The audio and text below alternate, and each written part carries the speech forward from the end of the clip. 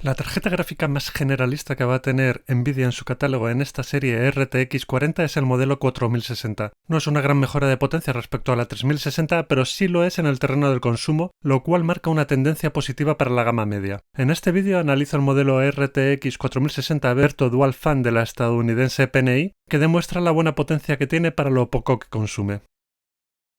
Este modelo es pequeño, de unos 226 mm de longitud y 40 mm de ancho. Tiene un consumo de tan solo 115 vatios frente a los 170 que tiene la RTX 3060, por lo que para equipos modestos y los mini PC resulta un modelo muy interesante. Dispone de una placa trasera de protección, mientras que en la parte de los conectores se encuentran los habituales 3 conectores DisplayPort 1.4 y un HDMI 2.1. En la parte superior hay una toma PCIe de 8 pines de alimentación. La refrigeración se centra en dos ventiladores de modesto tamaño. Tiene un disipador también pequeño, pero el conjunto es suficiente para refrigerar la tarjeta gráfica casi sin hacer ruido. La GPU de esta RTX 4060 tiene 3072 núcleos CUDA con un turbo asegurado de 2460 MHz, aunque en la práctica se irá bastante por encima. Esos son un mínimo de 15,3 teraflops de potencia de cómputo frente a los 12,7 de los 3584 CUDA de la 3060. Cuenta con 8 GB de GDDR6 a 17 GHz, lo cual arroja un ancho de banda de 272 GB por segundo, bastante menos que los 360 de la 3060. Nvidia ha intentado compensar la falta de ancho de banda de memoria con más memoria caché, pero solo consigue paliar parcialmente el problema de falta de ancho de banda.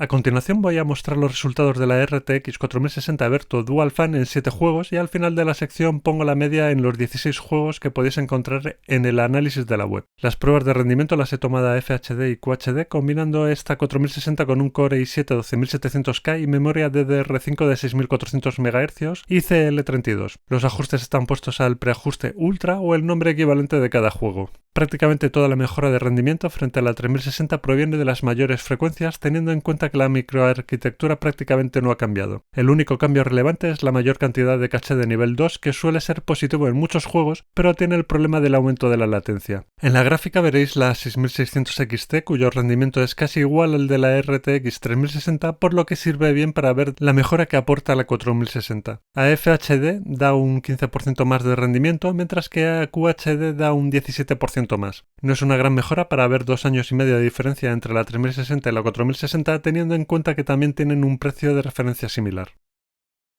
También he comparado los resultados anteriores con otros tomados con la RTX 4060 emparejada con un Ryzen 5 3600. Con el 12700K da de media en torno a un 15% más de rendimiento, por lo que si alguien tiene un Ryzen 5 3600 o algo equivalente que ya tiene unos años, podría aprovecharla razonablemente bien en la mayoría de los juegos. Los resultados son a FHD, pero a QHD la distancia va a ser ligeramente menor. En el apartado del trazado de rayos podéis ver el rendimiento de varias tarjetas gráficas combinándolo con DLSS o FSR. Esta RTX 4060 tiene acceso a la generación de fotogramas de DLSS 3, lo que significa que puede llevar el rendimiento gráfico muy por encima de lo que permitiría normalmente DLSS 2, aunque no siempre y no a cualquier resolución. La RTX 4060 con la interpolación de fotogramas activada alcanza los 84 fotogramas por segundo en Cyberpunk 2077 a una resolución QHD y el preajuste trazado de rayos ultra. En este juego no se nota nada raro al aplicar la generación de fotogramas, pero hay otros juegos en los que sí se nota. El trazado de rayos también funciona bastante mejor en las tarjetas gráficas de Nvidia que en las de AMD. En la RTX 4060 supera a la bastante más potente RX 6800 XT. El consumo máximo teórico de la tarjeta gráfica es de 115 vatios. En The Division 2, a FHD, el consumo suele oscilar entre los 112 y 117 vatios, mientras que en Spider-Man Remastered suele estar entre los 105 y 110 vatios, aunque en Baldur's Gate 3 el consumo se sitúa ligeramente por debajo. El consumo total del equipo de Pro es de unos 240 vatios, por lo que con una fuente de alimentación de 400 vatios, e incluso menos, habría suficiente para alimentar el equipo. La GPU de esta RTX 4060 suele estar a unos 71 grados, con los ventiladores funcionando a más o menos revoluciones para mantenerla en esa temperatura. El ruido jugando es bastante bajo, de unos 30 a 33 decibelios, por lo que es un modelo bastante silencioso. A la hora de modificar las frecuencias hay que tener en cuenta que el consumo de la tarjeta gráfica Berto Dual Fan no se puede subir por encima de los 115 vatios, por lo que la capacidad de sobrefrecuencia es limitada y dependerá mucho del juego. Por ejemplo, en The Division 2 a FHD se puede subir 200 MHz la GPU y 1000 MHz la memoria y se gana un 3,3% de rendimiento. En otros juegos la historia es distinta. En Spider-Man Remastered, con esos valores se pierde rendimiento.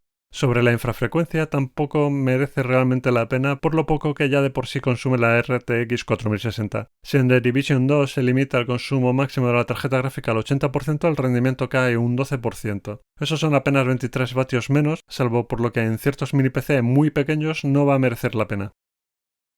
Valorar las nuevas tarjetas gráficas en 2023 es complicado si no se mira a ese 20% de inflación de los últimos 2 años. Eso se ha trasladado al precio de las tarjetas gráficas, por lo que esta RTX 4060 de $300 tendría que haber llegado al mercado por unos $250. Como Nvidia tiene todavía muchos chips de la generación anterior, las RTX 4060 están conviviendo en el mercado con las 3060. Con alguna oferta de estas últimas pueden resultar más interesantes, sobre todo por los 12 GB de memoria que tienen. La ventaja de la 4060 es el consumo, que no se notará en un PC normal, y la generación de fotogramas de DLSS 3. Esto último le va a dar más vida útil a la 4060 frente a la 3060, por lo que podría valer la pena pagar los 30 o 40 euros de diferencia de precio entre ambas. Pero obviamente la interpolación de fotogramas no está disponible en todos los juegos, por lo que su utilidad en el momento actual es más limitado que cuando dentro de 2 o 3 años esté en la mayoría de juegos lanzados desde 2023. Además, los 8 GB de memoria pueden resultar pocos en el futuro cercano para los grandes lanzamientos, incluso a la hora de jugar a FHD. Habrá que bajar la calidad gráfica, pero la mayoría de las veces la diferencia entre calidad alta y ultra no se nota y reduce bastante el consumo de memoria. Sea como sea, el problema es el precio, pero eso siempre hay que mirarlo en el momento de ir a comprar una tarjeta gráfica, por lo que tampoco me voy a explayar en esto.